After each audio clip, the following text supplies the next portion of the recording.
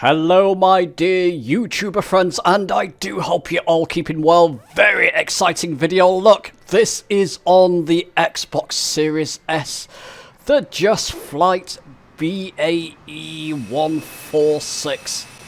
Look at it. This is on the Series S. My goodness me. Now, I was hoping the 146 would come to Xbox. I didn't expect it in this much fidelity and completeness. Okay, so in this video, this is a review of the 146 on the Series S. My goodness. I'm going to give you an overview of what the 146 package contains and even show you a couple of test flights. Goodness me, okay, let's not hesitate, let's not dilly-dally. Let's get on with this incredible video.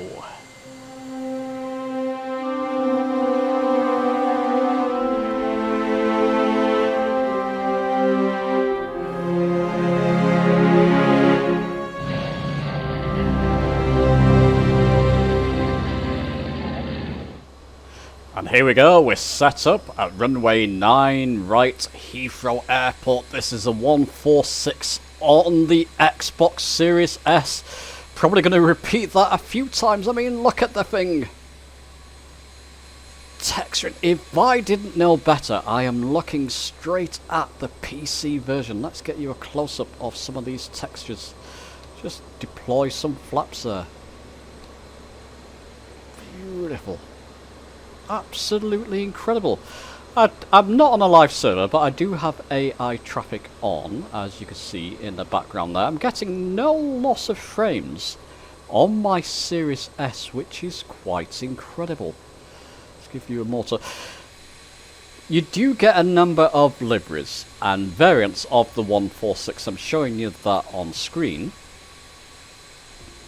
So various different variants of the 146 that you can fly. This is the 300 series with the British Airways livery, and various different liveries within those different variants.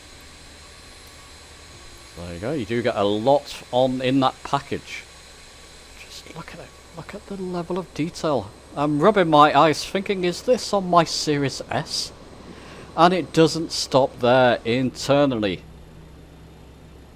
I mean, look at it. Now, I do have my keyboard handy, so we can switch between the different instruments just using control and different buttons, including the overhead panels. A lot of these buttons, all the buttons that I've tested so far, work just as they do on PC. Some of them you have to mouse up on. I've just turned my wipers on there. Don't need to. Live weather at Heathrow, it's a clear day, which is wonderful. Let's just get to control 8, and they've got a very tactile feel to them. Let's just try not to turn major buttons on and off here, as we're all nicely set up. As you can see, they all work, and you can peruse that at your own leisure. Hello, mate. And our co-pilots there. Wonderful. Look at this on a Series S on the Xbox. Would you ever have believed it? Let's just open our cabin door. I'm going to let you explore the cabin at your own leisure there, but you can go and explore the cabin if you want to. Outstanding. Now, one of the biggest surprises is that the tablet is here in all its entirety. Good and bad. I mean, you've got things like a sim brief. And when I saw this, I thought, no way can we enter our sim brief. You can't. And Navigraph. Definitely not Navigraph, but SimBrief. Now I'm just going to type in a random number. It's a 6-number identifier for SimBrief. That's not mine. I'm just typing it in, but it just doesn't go in. Just doesn't go in at all. So you can't use SimBrief. I don't know if this is going to be possible on the Series S and X. If not, Just Flight, you might be best removing them, as it's a bit of a tease that we can't use them. But I'm going to show you using SimBrief. SimBrief is a web-based application, so your mobile phone, tablet, any old computer, even if you got an ancient computer from years ago, create a sim brief account. I'm going to show you a little bit of that later. And you've got a map, an inbuilt map, not useful on PC. It takes a while to load up. As you zoom out on the map, it kind of redraws it step by step. Could be useful on Xbox if this is your only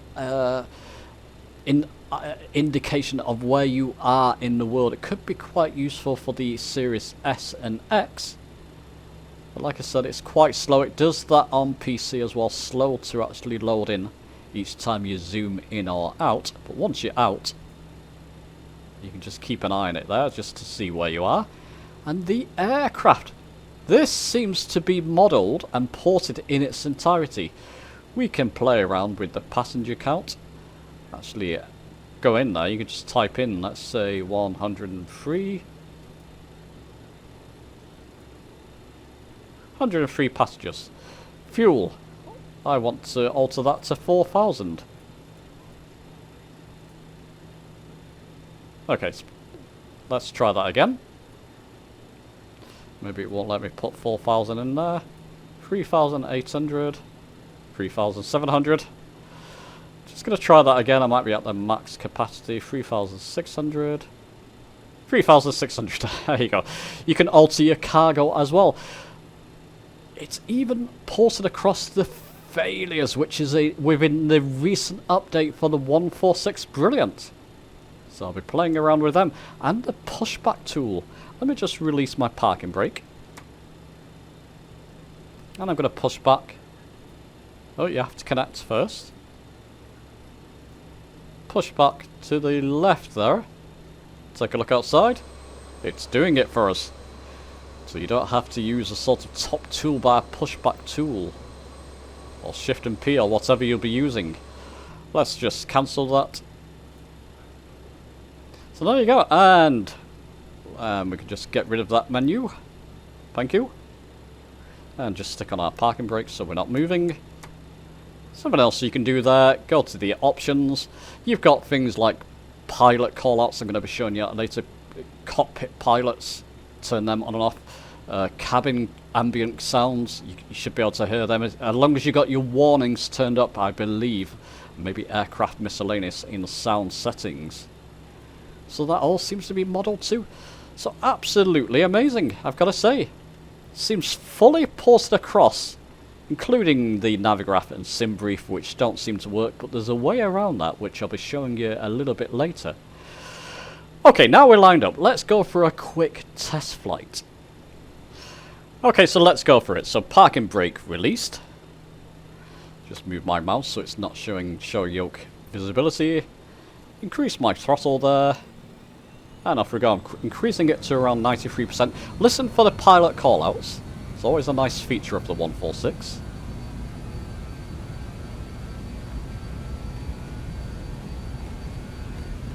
Speed alive, both sides. There you go. 80 knots, cross-checked.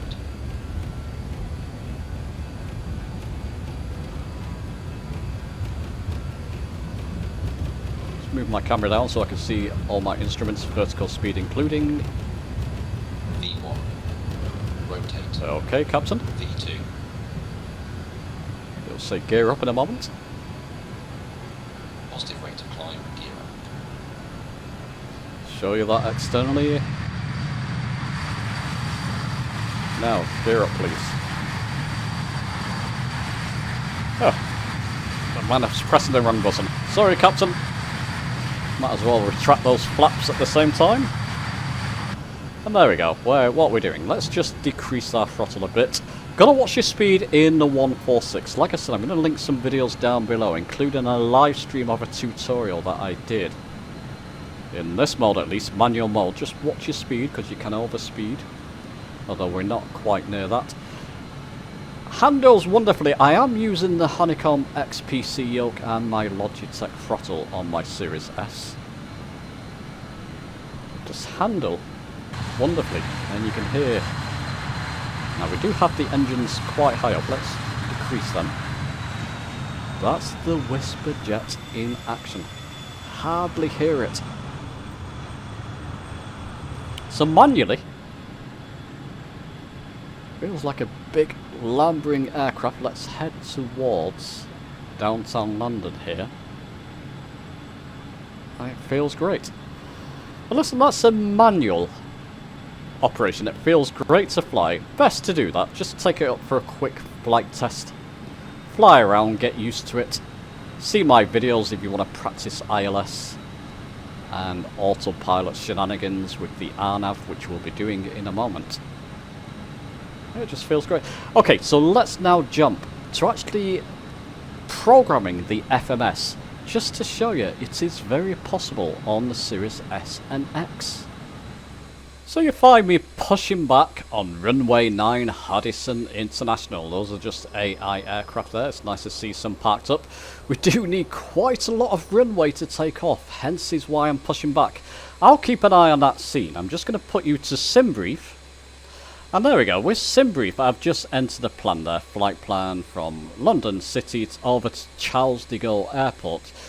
It's given us our route. Now, ignore these DCTs. Basically DET to DPE to PON and then over to Charles de Gaulle Airport. We don't even need to put a SID on this one, sorry, a star on this one. It's give us our passenger weight, block fuel and all that good thing. Now you can use SimBrief on any website, so if you got your web browser on your Series S, go and create an account, go and put your departure and arrival. Look at my tutorial live stream below. I did show this, and I've got other videos in my Back to Basics showing SimBrief as well, so I'll link that down below in the description. Very simple to do, and then I've just it lets you choose from a flight plan. I've just chose a very simple flight plan. So there you go. I'll keep an eye on SimBrief now. I'll bring you back over to my Series S. By the way, it is a Series S. Look, there's the cursor, just in case you didn't believe me. This is actually on the Series S. Couple of caveats with the actual flight planning with this release, which I'll show you in a moment. What a view that is. Wonderful. So let's just let that just push back. There's London City, downtown London behind us there. You know what, once we get just a little bit further there, I'm going to call that fine. There we go, we'll jump into the cockpit now. Because we can't import our flight plans from the SimBrief on the tablet, we can still input them.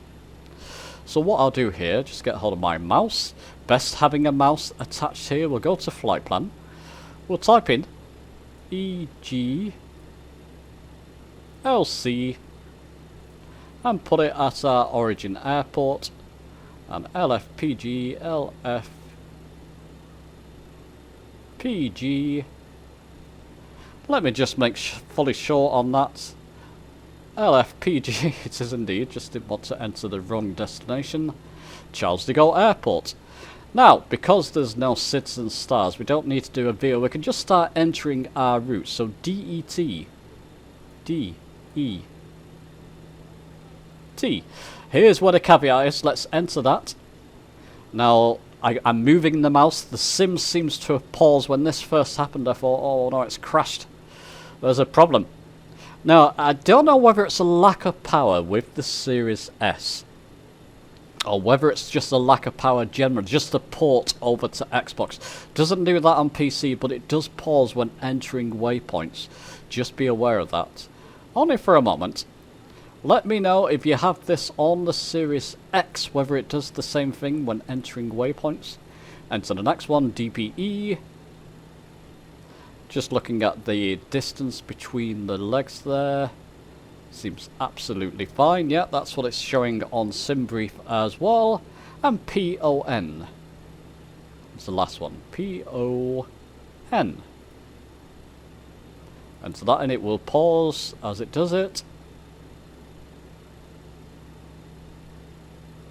That's fine, and then we can execute that.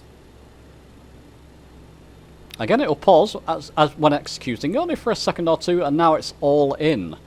Very, very simple. Let's get back to our tablet here.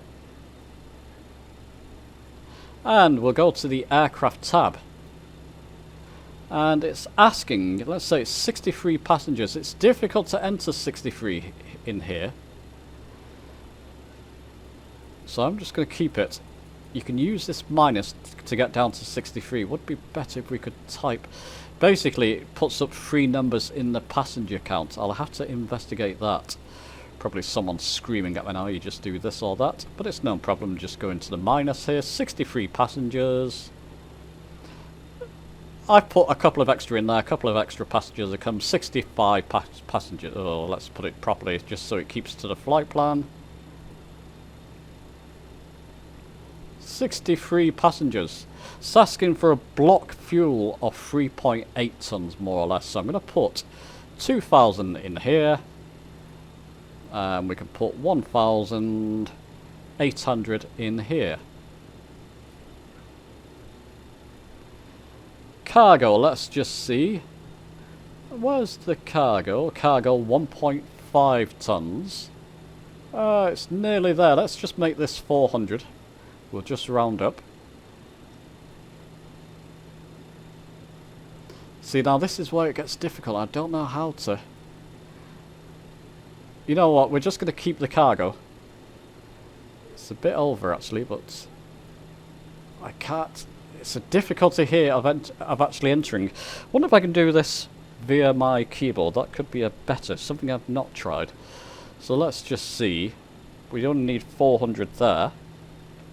No, I can't use it via the keyboard. I'm just pressing my keyboard just to try. Even if I type a 04... Oh, there we go. It does work. 0400. Oh! So there you go. That will do. It's a bit unbalanced, but it should be okay for this flight. It's just a demonstration. You would normally equalise that cargo out, but we'll keep it there. This works. You can left-click on this card. It will set your V1 speeds and flap speeds and goodness knows what, as you just saw there. I have set up a quick view button here, Altum one, just to get to this central panel.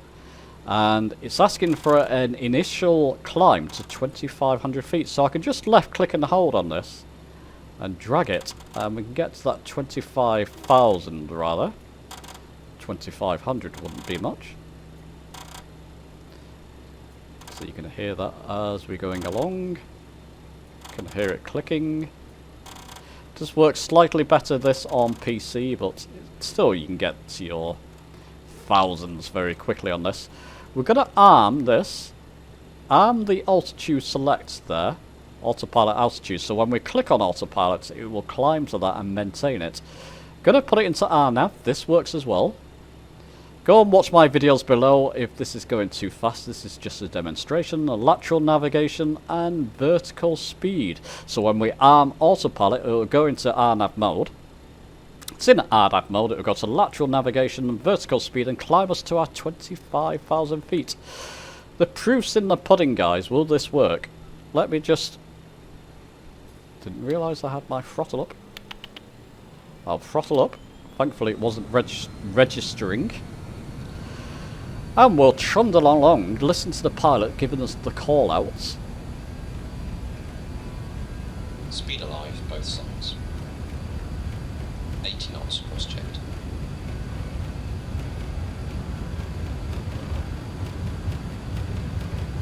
V1, rotate. Ah, good. V2. So enough, more than enough runway there. Trim up a little bit. Positive rate of climb, gear up. Gear up. There you go, gears coming up. Now we don't want that much positive rate of climb. Just move my view down so I can see my instruments. It's better. We're climbing quite rapidly there, so let's lessen. There we go. Vertical speed rate of climb there. Let's speed up a bit just so we get to flaps 1 retract speed. VFTO, safe height speed, select flaps. There you go. And now I can stick it into autopilot. It will follow the course we got set up. I'll just press the button on my controller. Now you can see the vertical speed is playing around there. It does in the 146. There's a sync button. I'm going to show you this in a moment, but I'm going to press that sync button. Increase my vertical speed. It just pauses the autopilot essentially. Like a set a vertical speed, sensible vertical speed. Press the sync button again. Make sure that vertical speed is actually showing in a positive rate. It is now. Press press it again, it'll keep on that vertical speed profile now. And it will fly the course. Let me just show you that, because that may be confusing for you. So let's go to control options. Let's hope I've got my controller showing there, highlighted. I'll just press the button I've got, basically toggle afterburner there. So find toggle afterburner, just type it in afterburner up here, search by name, and set toggle afterburner to a button. That's your sync button, so you can basically sync the vertical speed via a button. There we go, so it's following our flight plan. We got 18.5 nautical miles to our next waypoint. Now I'm going to save this. There you go. As it's reading there, it's coming down to under 18 now. So if we go back up, that should show, and it will follow the route directly to Charles de Gaulle Airport. Then we can set up a nav and goodness knows what. I am not going to do that for you now, chaps. That's just a demonstration showing that the functions within this beautiful aircraft work. What an amazing achievement. Actually, let me just get back in the cockpit, because I'm speeding up rapidly, so I'm just going to decrease my throttle. I've not got the thrust modulation system in action here. I've not tested that, but I'm sure everything should be working fine. I'll report back if it's not. So I'm manually moving my throttle there. There's the Whisper jet in operation. Absolute thumbs up from me. I can't believe this is on the Series S and everything seems to be included. If you're tempted by this, go and get it. Do let me know your thoughts on the video. Give it a thumbs up if you've enjoyed it. Subscribe for more, and I'll see you soon.